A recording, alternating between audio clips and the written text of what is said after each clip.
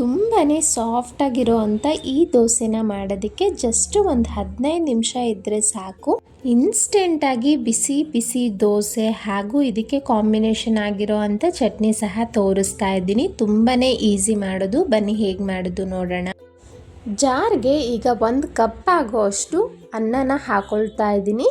Cup ಅಥವಾ ಗ್ಲಾಸ್ನ ಅಳತೆಗೆ ಅಂತ ಇಟ್ಕೊಳ್ಳಿ. ಅದೇ ಕಪ್ಪಲ್ಲಿ ಅರ್ಧ ಕಪ್ ಆಗೋಷ್ಟು ಸೂಜಿ ರವೆ, ಉಪ್ಪಿಟ್ಟೆಲ್ಲ ಮಾಡ್ತೀವಲ್ಲ ಸಣ್ಣ ರವೆ, ಅದು ತಗೊಳ್ಳಿ. ನಂತರ ಅರ್ಧ ಕಪ್ ಆಗೋಷ್ಟು ಸ್ವಲ್ಪ ಹುಳಿ ಬಂದಿರೋ ಅಂಥ ಮೊಸರು ಹಾಕ್ಕೊಂಡ್ರೆ ಟೇಸ್ಟ್ ತುಂಬ ಚೆನ್ನಾಗಿ ಬರುತ್ತೆ. ರುಚಿಗೆ ತಕ್ಕಷ್ಟು ಉಪ್ಪನ್ನು ಹಾಕೊಳ್ತಾ ಇದ್ದೀನಿ. ನಂತರ ಅದೇ ಕಪ್ಪಲ್ಲಿ 3/4 ಕಪ್ ಆಗೋಷ್ಟು ನೀರನ್ನ ಹಾಕ್ಕೊಂಡು ಈಗ 1-2 ನಿಮಿಷ ಕಂಟಿನ್ಯೂಸ್ ಆಗಿ ಫೈನ್ ಪೇಸ್ಟ್ ಆಗೋ ಥರ ರುಬ್ಕೊಳ್ಳೋಣ. ನೋಡಿ, ನಿಮಗೆ 1-2 ನಿಮಿಷ ಚೆನ್ನಾಗಿ ರುಬ್ಬಿದ್ರೆ ಈ ರೀತಿ ಬರುತ್ತೆ. ಕನ್ಸಿಸ್ಟೆನ್ಸಿ ಈ ರೀತಿಯಾಗಿದೆ. ರವೆ ಹಾಕಿರೋದ್ರಿಂದ ಇನ್ನೂ ಸ್ವಲ್ಪ ವಾಟರ್ ಎಲ್ಲ ಅಬ್ಸರ್ವ್ ಮಾಡ್ಕೊಳ್ಳುತ್ತೆ. ಅದಕ್ಕೋಸ್ಕರ ಒಂದು 10 ನಿಮಿಷ ಇದನ್ನು ರೆಸ್ಟ್ ಮಾಡೋದಕ್ಕೆ ಬಿಡೋಣ. ಅಷ್ಟರಲ್ಲಿ ಟೇಸ್ಟಿಯಾಗಿರೋ ಅಂಥ ಒಂದು ಸಿಂಪಲ್ ಚಟ್ನಿನ ನೋಡ್ಕೊಬರೋಣ ಬನ್ನಿ. 3-4 ಟೇಬಲ್ ಸ್ಪೂನ್ ಆಗುವಷ್ಟು ಹುರಿಗಡಲೆನ ತೊಗೊಂಡು ಜಸ್ಟ್ 1 ನಿಮಿಷ ಬಿಸಿ ಮಾಡಿಕೊಂಡ್ರೆ ಸಾಕು. ಈ ರೀತಿ ಒಂಚೂರು ಬಿಸಿ ಆಗ್ತಿದ್ದಂತೆ ತೆಗೆದಿಡಿ. ನಂತರ ಖಾರಕ್ಕೆ ಎಷ್ಟು ಬೇಕೋ ಅಷ್ಟು ಹಸಿಮೆಣಸಿನ್ಕಾಯಿನೂ ಒಂಚೂರು ಬಿಸಿ ಮಾಡ್ಕೊಳ್ತಾ ಇದ್ದೀನಿ. ಈಗ ಮಿಕ್ಸಿ ಜಾರ್ಗೆ ಬಿಸಿ ಮಾಡ್ಕೊಂಡಿರೋ ಅಂಥ ಹುರಿಗಡಲೆ, 4 ಬೆಳ್ಳುಳ್ಳಿ, 3 ಹಸಿಮೆಣಸಿನ್ಕಾಯಿ, ಒಂದು ಸ್ವಲ್ಪ ಹುಣಸೆ ಹಣ್ಣು, ಹಾಗೆ ಒಂದು ಸ್ವಲ್ಪ ಕೊತ್ತಂಬರಿ ಸೊಪ್ಪು, ರುಚಿಗೆ ತಕ್ಕಷ್ಟು ಉಪ್ಪು, 1/4 ಟೀ ಸ್ಪೂನ್ ಆಗುವಷ್ಟು ಜೀರಿಗೆ. ಇದಕ್ಕೆ ನೀರು ಎಷ್ಟು ಬೇಕೋ ಅಷ್ಟು ಹಾಕ್ಕೊಂಡು ಫೈನ್ ಪೇಸ್ಟಾಗಿ ಈ ರೀತಿ ರುಬ್ಕೊಳ್ಳೋಣ. ಇದಕ್ಕೆ ಒಂದು ಸಣ್ಣ ಒಗ್ಗರಣೆ ಕೊಟ್ಟಿದ್ದೀನಿ. ಎಣ್ಣೆಗೆ ಒಂಚೂರು ಸಾಸಿವೆ, ಮೆಣಸಿನ್ಕಾಯಿ, ಕರಿಬೇವು ಹಾಕಿ ಇದಕ್ಕೆ ಮಿಕ್ಸ್ ಮಾಡಿದ್ದೀನಿ. ಸಿಂಪಲ್ಲಾಗಿ ಮಾಡ್ಕೊಬಿಡ್ಬೋದು. ಟೇಸ್ಟು ತುಂಬಾ ಚೆನ್ನಾಗಿರುತ್ತೆ ದೋಸೆ ಇಡ್ಲಿಗೆಲ್ಲ. ನೋಡಿ, ಸುಮಾರು 10-15 ನಿಮಿಷ ಬಿಟ್ಟಿದ್ದೆ. ಇನ್ಸ್ಟೆಂಟಾಗಿ ಮಾಡ್ತಿರೋದ್ರಿಂದ ಒಂದು 1/4 ಟೀ ಸ್ಪೂನ್ ಆಗೋಷ್ಟು ಅಡುಗೆ ಸೋಡಾ ಹಾಕಿದ್ದೀನಿ. 1/4 ಟೀ ಸ್ಪೂನ್ ಸಾಕು, ಹೆಚ್ಚಿಗೆ ಹಾಕೋದಕ್ಕೆ ಹೋಗಬೇಡಿ. ಹಾಗೆ ಇಲ್ಲಿ ಕನ್ಸಿಸ್ಟೆನ್ಸಿ ಅಡ್ಜಸ್ಟ್ ಮಾಡ್ಕೊಳ್ಳೋಕ್ಕೆ ಇನ್ನೊಂದು ಚೂರು ನೀರು ಹಾಕ್ಕೊಂಡು ಮಿಕ್ಸ್ ಮಾಡ್ಕೊಳ್ತಾ ಇದ್ದೀನಿ. ಈ ಕನ್ಸಿಸ್ಟೆನ್ಸಿ ಇರಬೇಕು.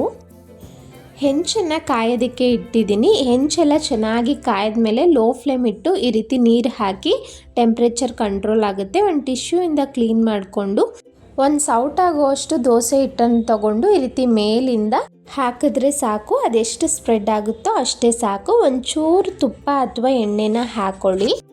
ಈಗ ಲಿಡ್ನ ಕ್ಲೋಸ್ ಮಾಡಿ ಒಂದು ಕಡೆ ಕಂಪ್ಲೀಟ್ ಗೋಲ್ಡನ್ ಬ್ರೌನ್ ಆಗೋ ತನಕ ಮೀಡಿಯಮ್ ಫ್ಲೇಮಲ್ಲೇ ಬೇಯಿಸ್ಕೊಳ್ಳೋಣ. ಇದು ಒಂದು ಸೈಡ್ ಆದರೂ ಬೇಯಿಸ್ಬೋದು. ಲಿಡ್ ಕ್ಲೋಸ್ ಮಾಡಿ ಕಂಪ್ಲೀಟ್ ಮೇಲೆಲ್ಲ ಡ್ರೈ ಆಗೋ ತನಕ ಬೇಯಿಸಿದ್ರೆ ಸಾಫ್ಟ್ ಆಗಿರೋ ಅಂಥ ದೋಸೆ ರೆಡಿ ಆಯಿತು. ನಾನಿಲ್ಲಿ 2 ಕಡೆನೂ ಬೇಯಿಸ್ತಾ ಇದ್ದೀನಿ.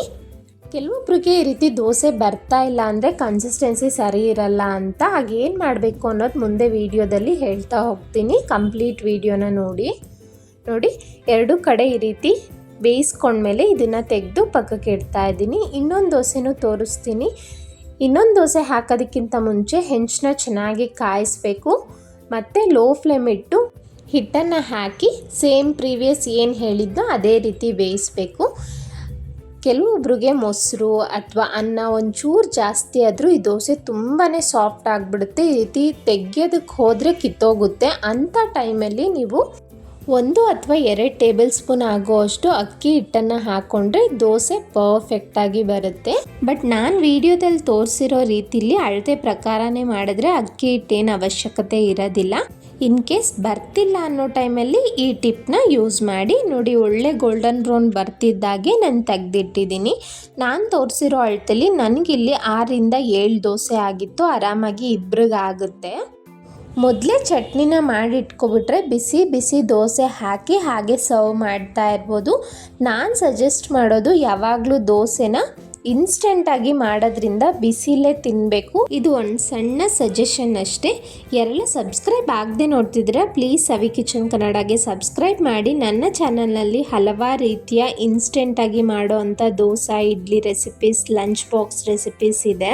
ಇಂಟ್ರೆಸ್ಟ್ ಇರೋರು ಚೆಕ್ ಮಾಡಿ. ಈ ವಿಡಿಯೋ ಇಷ್ಟ ಆಗಿದ್ರೆ ಲೈಕ್ ಮಾಡಿ, ನಿಮ್ಮ ಫ್ಯಾಮಿಲಿ ಫ್ರೆಂಡ್ಸ್ಗೆ ಶೇರ್ ಮಾಡಿ. ವಿಡಿಯೋ ಹೈಪ್ ಮಾಡೋದನ್ನು ಮರಿಬೇಡಿ. Thank you.